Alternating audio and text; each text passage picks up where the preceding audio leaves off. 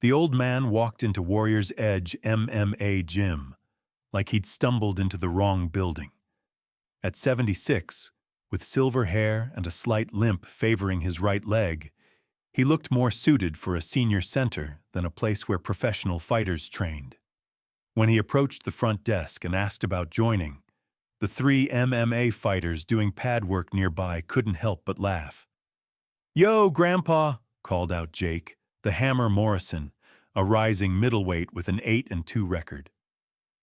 Bingo night is on Thursdays, not Tuesdays. What happened in the next 45 seconds would become the most watched gym footage of the year and remind everyone why some warriors never truly retire. Warrior's Edge was one of San Diego's premier MMA training facilities.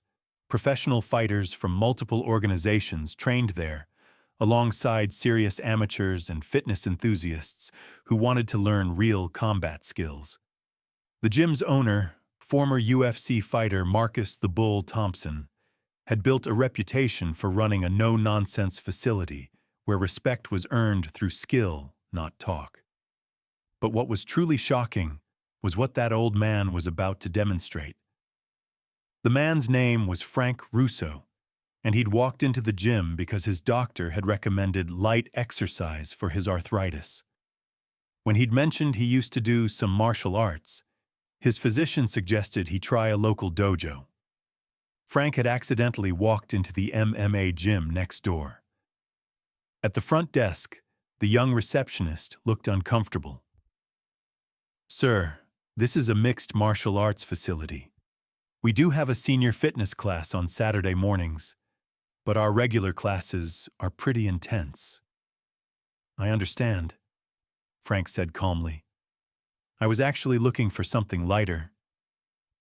"Wrong place, I suppose."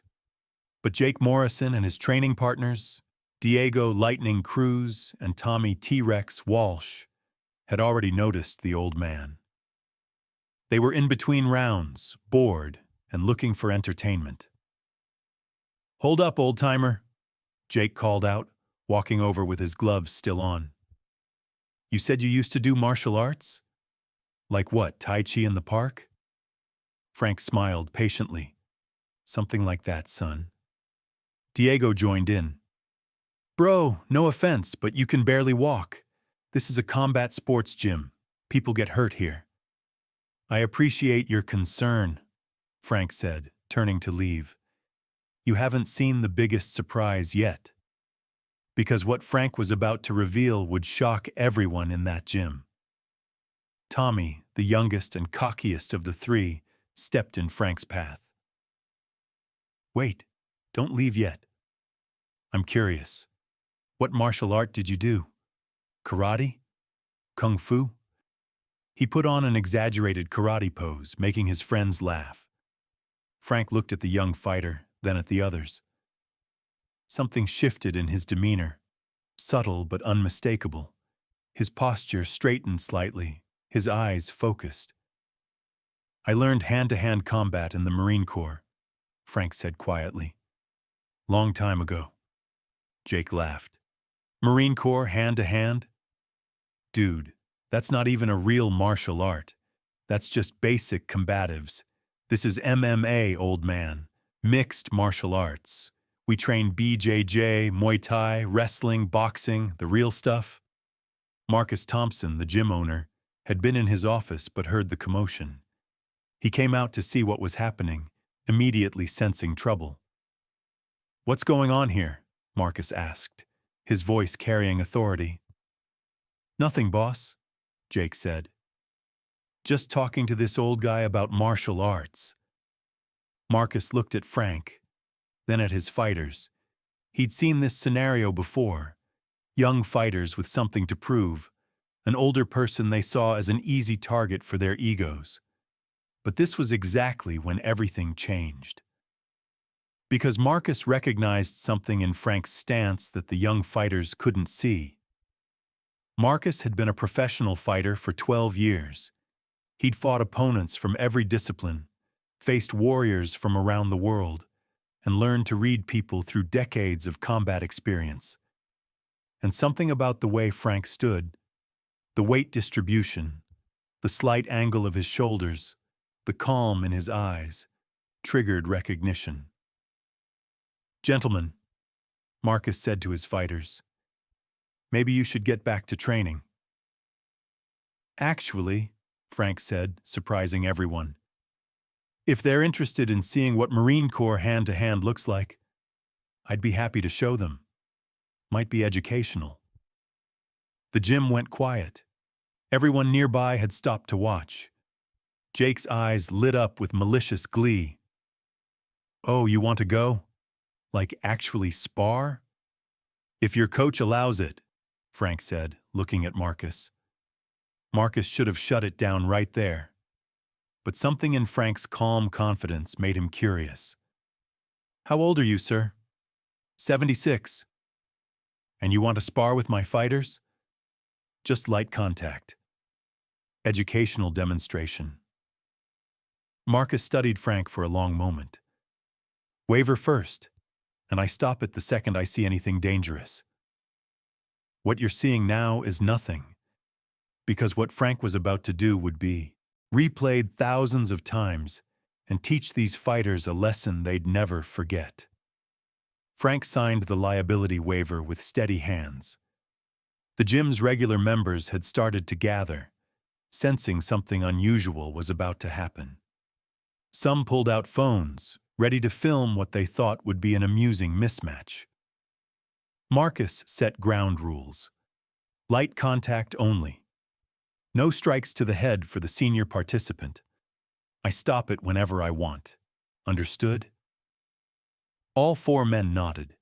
Frank removed his jacket, revealing arms that, while thin, showed the lean muscle of someone who'd maintained their conditioning. On his right forearm was a faded tattoo, a bulldog and the word recon. Jake stripped down to his shorts, warming up with some shadow boxing. "You sure about this, Pops?"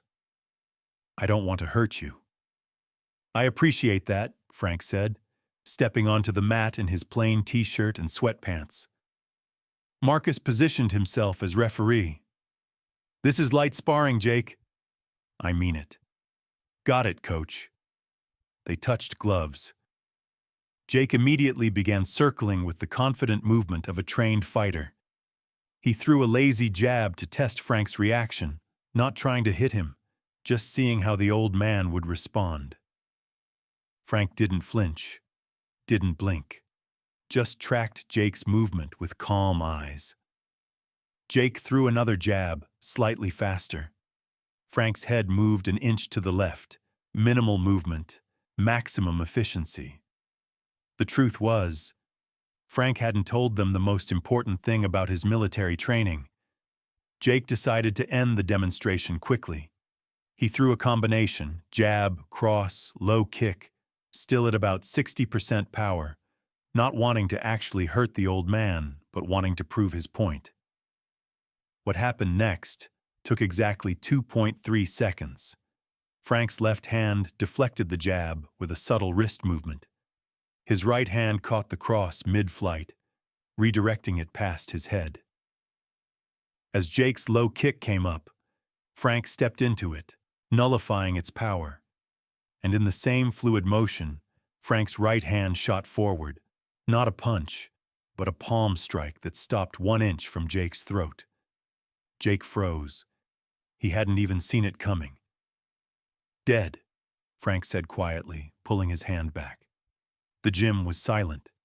Jake stepped back, rattled. "Lucky shot, old man." "Again?" Frank asked. Marcus should have stopped it, but he was too fascinated by what he'd just witnessed. Jake came in aggressive this time, throwing a real combination with bad intentions. Frank's movement was minimal but perfect, deflecting, redirecting, using Jake's momentum against him. Within seconds, Frank had manipulated Jake into an off-balance position and swept his legs out from under him.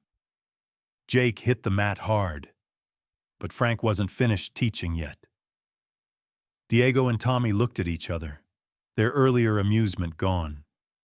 Marcus stepped forward to help Jake up, but the young fighter waved him off, embarrassed and angry. You got lucky twice, Jake muttered. Let's see you handle two of us. Jake, Marcus started to object. No, it's cool, Diego said, stepping onto the mat. Me and Jake together. Light sparring, like you said, coach. We just want to learn these marine techniques. The sarcasm was thick, but Marcus let it continue. He wanted to see what would happen. Two trained MMA fighters against a 76-year-old man. On paper, it was insane. In practice, Frank simply nodded. Ready when you are, gentlemen. Jake and Diego split up, approaching from different angles. It was a basic tactic. Divide attention, attack from blind spots. They'd done this drill hundreds of times. They moved in simultaneously. Diego threw a low kick, while Jake went high with a right hand. Frank dropped his weight, checked Diego's kick with his shin while simultaneously controlling Jake's arm. Then, using their own momentum and positioning, he manipulated them into each other. Diego's face met Jake's elbow. Both fighters stumbled backward. Again? Frank asked calmly. The gym crowd had grown. Someone was definitely filming now. Marcus stood transfixed, recognizing in Frank's movements something he'd only seen in the most elite fighters. The kind of economy of motion that came from decades of actual combat experience, not sport fighting. Actually, these young fighters hadn't learned their biggest lesson yet.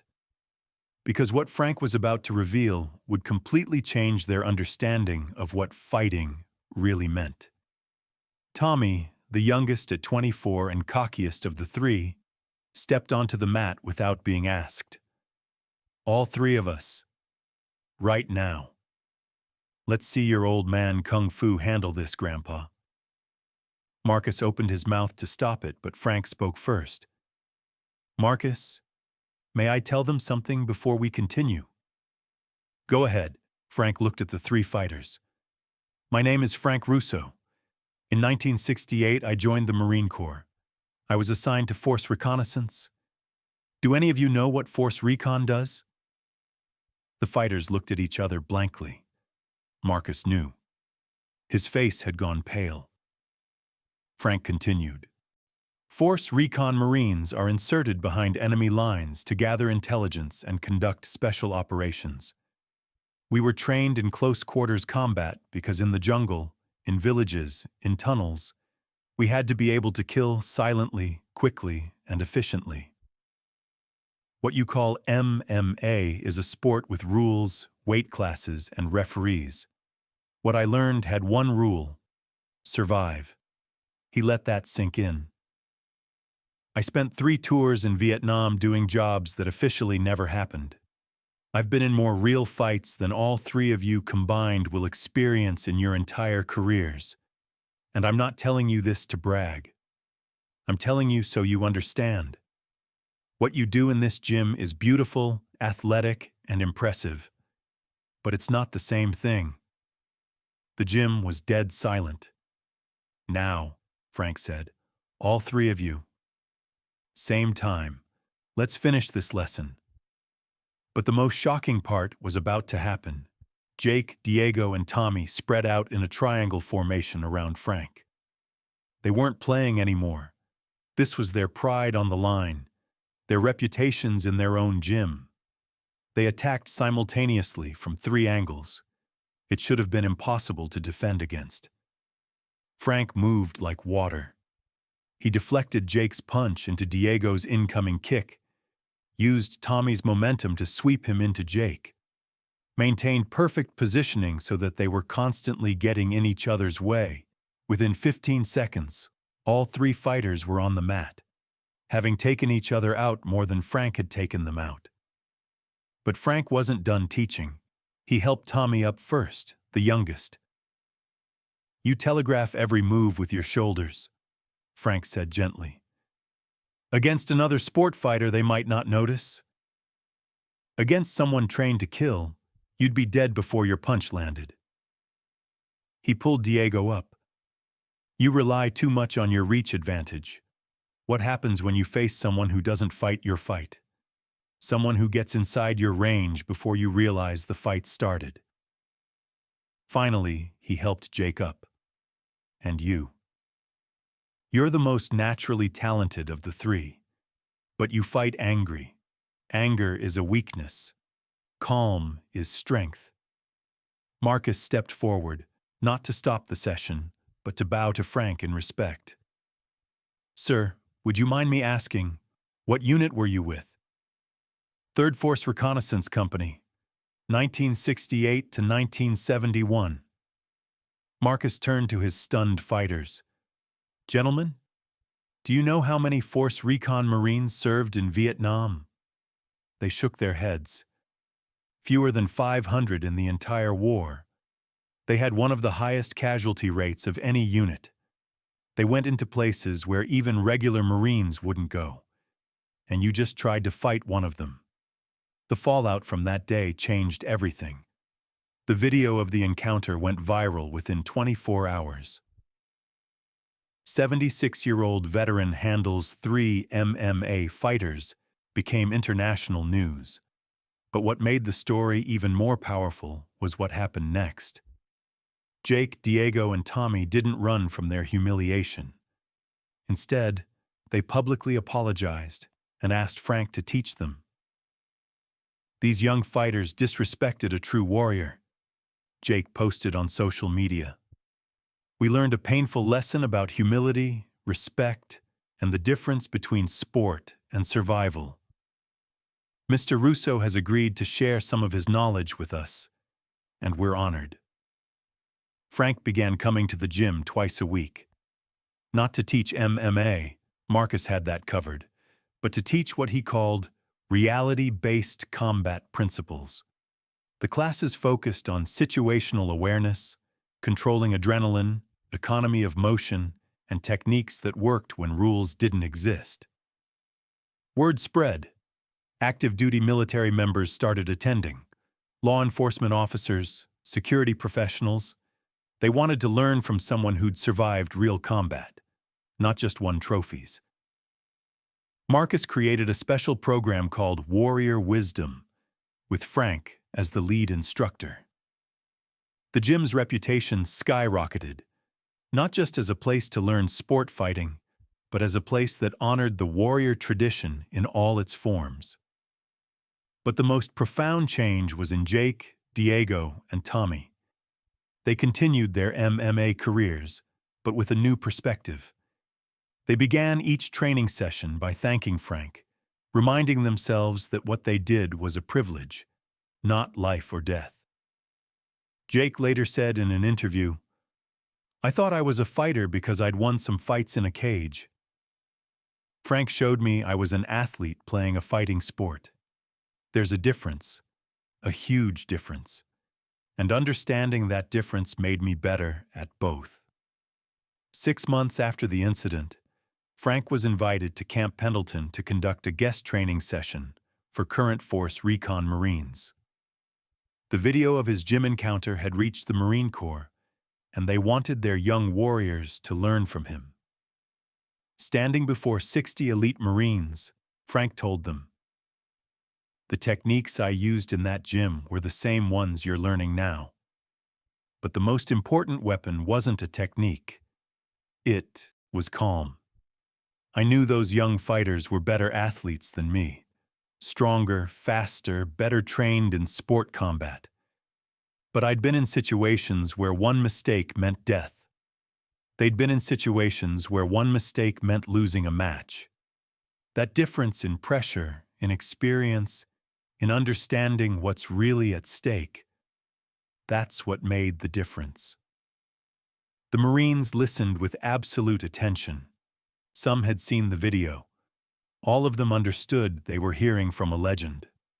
Frank continued, "You're Force Recon Marines. You're going to go places where there are no rules, no referees, no second chances. Train hard in your techniques, but train harder in your mind. Because the warrior's greatest weapon isn't in his hands, it's between his ears." The following year, Frank was invited to speak at multiple military bases, law enforcement academies, and self-defense conferences. His message was always the same: respect the difference between sport and survival. Honor those who came before. Stay humble, stay teachable, and never underestimate someone based on age or appearance. Jake, Diego, and Tommy remained at Warrior's Edge, now teaching younger fighters not just how to fight, but how to respect the warrior tradition. They kept the video of their encounter public, not as a source of shame, but as a teaching tool. This is what happens when you disrespect experience, Jake would tell new students. This is what happens when you think being young and strong means you know everything. Frank Russo taught us in 45 seconds what would have taken years to learn otherwise. Frank Russo continued training at the gym until he was 80, when his doctor finally convinced him to slow down.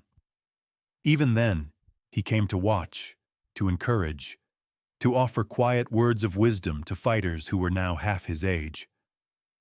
When he passed away at 82, his funeral was attended by hundreds.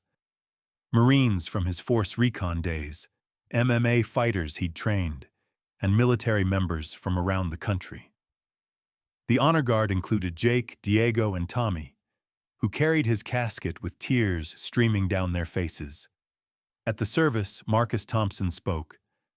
Frank Russo taught us that being a warrior isn't about being young, strong, or fast. It's about having a mindset, a discipline, and a respect for what combat truly means. He walked into my gym as an old man with a limp, and he left as the most dangerous person in the building. Because true warriors don't retire, they just train the next generation. The video of Frank's 45-second lesson is still shown at military combat training schools, MMA gyms, and self-defense seminars around the world. The caption always reads, "Never underestimate experience. Never disrespect age. Never forget that some warriors walk among us in disguise."